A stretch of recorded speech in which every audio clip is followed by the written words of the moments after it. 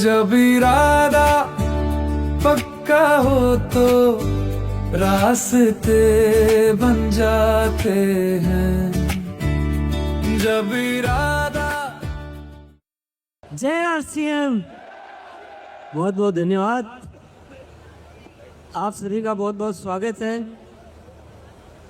भीलवाड़ा वासियों का बहुत बहुत स्वागत है और आरसीएम परिवार के जो पूरे देश भर से आए हुए साथियों को मैं बहुत बहुत धन्यवाद देना चाहता हूँ कि आपने मुझे इस काबिल बनाया है कि मैं ऐसे शब्द अपनी जुबान पे बोल सकता हूँ, नए भारत का निर्माण। ये मेरी ताकत नहीं है, ये हम सबकी ताकत है।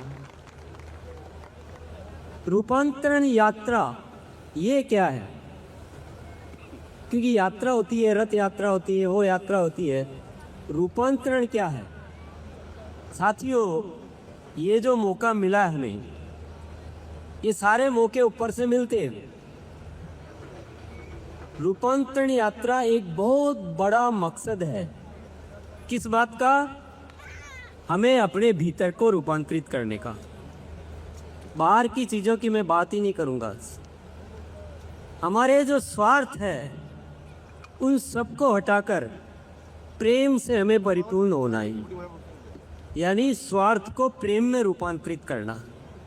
सेवा, स्वास्थ्य और संस्कार, इन सब का बीज प्रेम ही होता है। इंसान इस धरती पर जीते जीते प्रेम को भूल गया और स्वार्थ में डूब गया। जब स्वार्थ में डूबता है तो वो कुछ गलत ही करता है, अच्छा नहीं करता है, और इसीलिए धरती में जीने लायक माहौल नहीं बचा है। इंसान को परेशान कर रहा है, नफरतें बढ़ रही है, लड़ाई झगड़े बढ़ रहे हैं, धोखे बढ़ रहे हैं। तो ये जो कारण है ना, इस कारण को मिटाना है और हमें एक नया भारत बनाना है। बहुत सारे हम बोलते हैं नया भारत, तो कईयों को जो पहली बार सुनते हैं उनको लगता होगा कि नया भारत क्या है, कौन सा पेंट करेंगे, कौन सा क्या करेंगे। नया भारत वो नहीं है। नया भारत का मतलब एक ऐसे समाज की स्थापना जहां आपस में प्रेम हो, भाईचारा हो, हर कोई किसी के साथ चले, हर संकट में सब हाथ मिले, एक दूजे का सम्मान करे, ना जात पात की दूरी हो, ना सीमा की मजबूरी हो, हमें कोई जुदा ना कर पाए, सब भारतवासी कहलाए, मजबूर नहीं हम महान बने, भारत माँ की हम शान बने, पूर्ण होगी सबकी आशा, ये है आरसीएम की अभिलाषा। तो मेरे प्यारे साथियों, ये कोई छोटा मोटा आयोजन नहीं है, ये कोई उत्सव का विषय नहीं है, ये बदलाव का विषय है। हमें इस देश में ऐसा एक वातावरण क्रिएट करना है कि यहाँ सब लोग आपस में इतने जुड़ जाए, प्रेम से भर जाए, सेवा से भर जाए, सहयोग से भर जाए।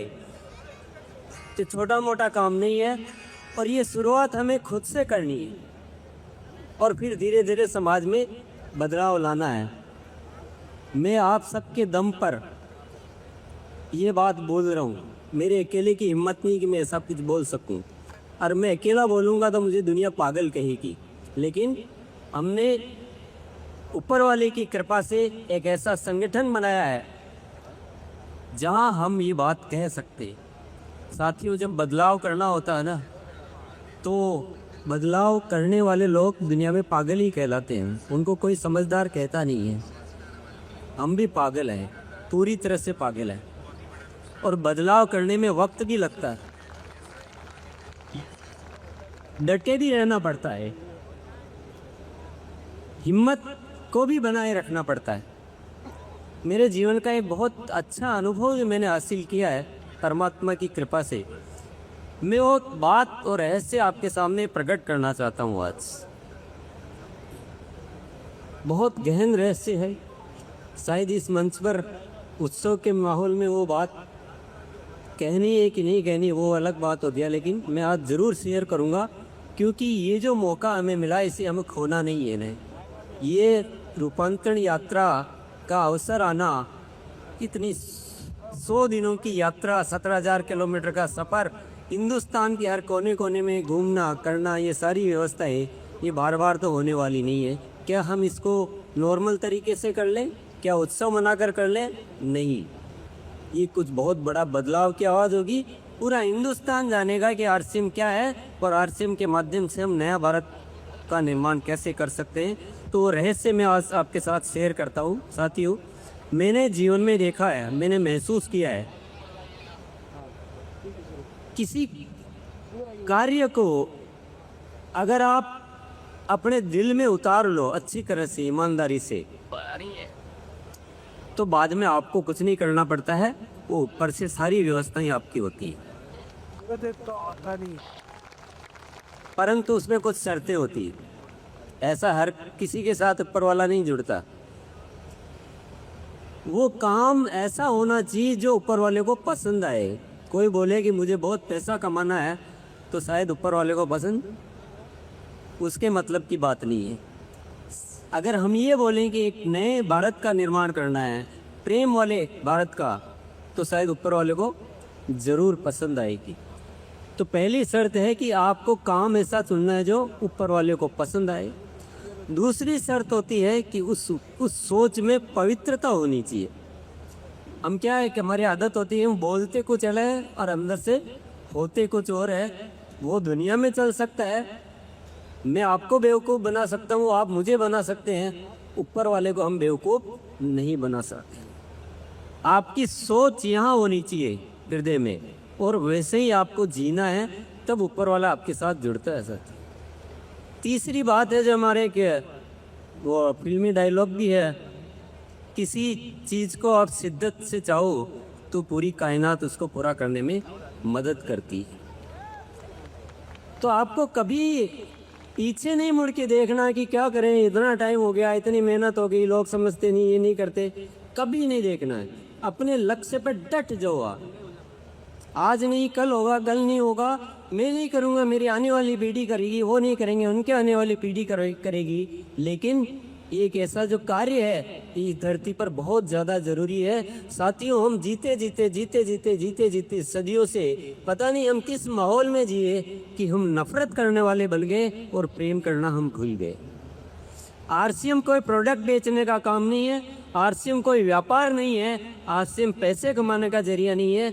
आरसीएम है प्रेममयी संसार बनाने का एक अभियान है। ये आप आरसीएम के लोगों से मिलोगे तो आपको नज़र आएगा कि यह कुछ तो बात है। तो ये बीज है, अभी शुरुआत है, लेकिन आरसीएम का मतलब है एक नए भारत का निर्माण, एक प्रेममयी संसार का निर्माण। तो तीन बातें मैंने बताई कि काम को आपको ऐसा चुनना है जो ईश्वर को पसंद आए। दूसरी बात है कि ईमानदारी मतलब पवित्रता होनी चाहिए आपकी उस थॉट में। तीसरी बात है आपका जुनून, जिसको बोलो शिद्दत बोलो या जिसको जो भी बोलो आप शब्द, आपका मतलब बोलते ना मुझे इससे इश्क हो गया है और मुझे इसका ये हो गया है। आपका जीवन में इश्क हो जाना चाहिए कि मेरा जीवन सिर्फ इसके लिए है। मेरा न तो व्यक्तिगत कोई जीवन है, न मेरी कोई जीवन में कोई और इच्छा है। मेरे जीवन की सिर्फ एकमात्र इच्छा है कि मैं जब तक जीऊँगा मेरा रग रग इस उद्देश्य पे काम करेगा। और चौथी चीज़ है वक्त और मुसीबतों से परेशान मत होना। इतना बड़ा काम हाथ में लेंगे, वक्त भी लगेगा, चैलेंज भी आएंगे। चैलेंज कभी भी नुकसान नहीं करते हैं, ये मैंने जीवन में बहुत देखा है। चैलेंज हमें ऊपर उठाते हैं, वो हमें मजबूत बनाते हैं, हमें उन चीज़ों को सोचने के लिए प्रेरित करते हैं जिन चीज़ों को हम सामान्य अवस्था में सोचते ही नहीं हैं। हम बहुत नॉर्मल तरीके से चलते रहते हैं, लेकिन जब चुनौतियाँ आती है तो हम ऐसे विकल्पों पर सोचते हैं जो हमने पहले सोचा नहीं। जैसे कि आरसीएम में आप देख रहे हैं, आरसीएम में कभी हम बाहर नहीं आए, हम अपने परिवार में आयोजन करते हैं। हमें लगा कि बाहर आना पड़ेगा, पूरे देश को जताना है, क्योंकि जब इतना अच्छा कार्य कर रहे हैं तो ये अलग क्यों है ना, पूरी दुनिया को पता होना चाहिए कि आरसीएम क्या है। तो साथियों, आप समझ गए होंगे ये रूपांतरण यात्रा, वो जो मैं बात कर रहा हूँ उसका एक नतीजा है। और मैं जो पहले 4 बातें बताई उसका सार भी बता देता हूँ कि मैंने बोला था ना कि अगर आप किसी अच्छी चीज़ को दिल से चाहो तो व्यवस्थाएं सारी ऊपर वाला करता है, हमें कुछ नहीं करना पड़ता है। और मैं उस बात का साक्षात गवाह हूँ। आज जो ये हो रहा है, जो आरसीएम में हुआ है और जो आगे होने वाला है, मेरी क्या हैसियत है? मेरी कोई हैसियत नहीं है। मैं उस लायक ही नहीं हूँ। मुझे बोलना तक नहीं आता था, मुझे कुछ भी नहीं आता था, लेकिन सब ऊपर वाला कर रहा है। सब कुछ ऊपर वाला कर रहा है। बस सुबह उठते हैं, एक विचार आता है। कहाँ से आता है? ऊपर अस्तित्व देता है विचार। और अपना काम सिर्फ यही होता है कि भाई ये विचार आया है, इसका मतलब यस सर। कि ऊपर वाले के विचार के सामने ना कौन करे। ऐसे ही विचार आते रहते हैं, ऐसी व्यवस्थाएं होती रहती है। आज हमारे बीच में आशुतोष जी राणा का आना, ये भी हो सकता कोई और आते, लेकिन उनका आना क्या है? किसकी व्यवस्था है? न मेरी व्यवस्था है, न और किसी की व्यवस्था है। ये अस्तित्व की व्यवस्था है। उसने देखा कि ये लोग कुछ अच्छा कार्य करना चाहते हैं, तो किसी ऐसे इंसान को यहाँ भेजो जो उस विचारधारा से मिलता हो, जो हमारे अभियान में कुछ और ताकत प्रदान करेंगे। क्योंकि उनका जीवन अपने आप में आदर्श है। उदाहरण लियो ने, वो एक बहुत ही आदर्श पुरुष है। फिल्म अभिनेता है वो अलग बात है, लेकिन आप पढ़ेंगे, आप पढ़ें, आप चेक करें, गूगल करें, जो भी करें, आप देखेंगे कि वो एक बहुत दिव्य पुरुष है। तो ऊपर वाले ने देखा कि किसी दिव्य पुरुष को यहाँ भेजो, ताकि इस आरसीएम अभियान का, जो नए भारत का निर्माण का सपना है, जो घर घर में आरसीएम पहुँचाना है, उसके लिए यही सही पात्र है। यही सही पात्र है। तो मैं आज बहुत सौभाग्य समझता हूँ कि हमारे बीच से आशुतोष जी आए हैं। और कभी कभी क्या होता है ना, जब हमारे घर में दीपक चल रहा होता है और थोड़ी बाती जो इधर उधर हो जाती है, तो थोड़ी उसकी लो कमज़ोर पड़ जाती है। तो फिर हम जाके क्या करते हैं, उसकी थोड़ा सा ठीक करते हैं। तो आशुतोष जी आज हमारा जो ये दीपक है आरसीएम का, इसकी लो को अच्छा करने के लिए आए हैं। एक बार आशुतोष जी के लिए बहुत जोरदार तालियां चाहता हूँ।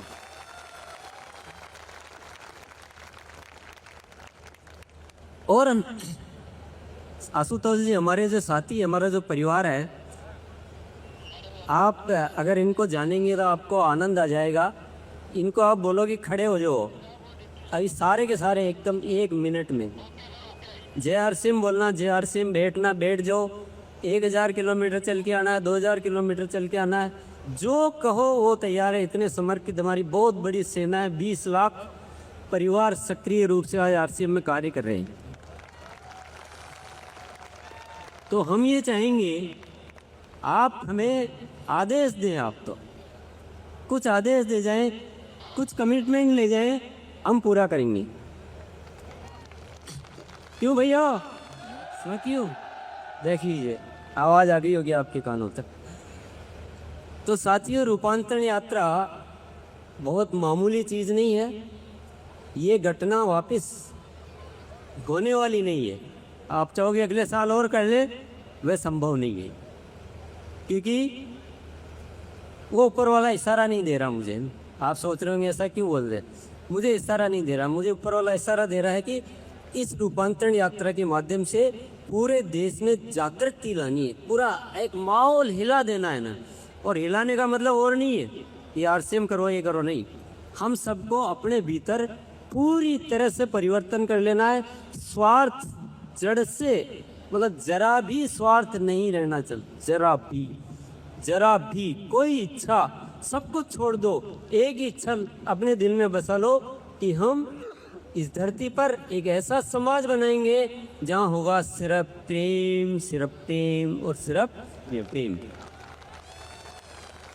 यह है रूपांतरण यात्रा। ये भीतर की बदलाव की यात्रा है, दिखावे की यात्रा नहीं है। और बदलना हमें अपने आप से शुरू करना है।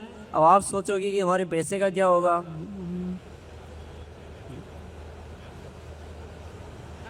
साथियों, पैसे का कष्ट हम इसलिए उठा रहे हैं क्योंकि हमने प्रेम खो दिया।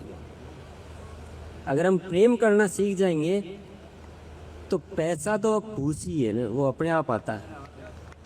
क्योंकि प्रेम हमें कर्म कराता है, प्रेम हमें मदद करना सिखाता है, प्रेम हमें जागरूक बनाता है, हमसे मेहनत करवाता है, हमारा आलस्य को खत्म करता है।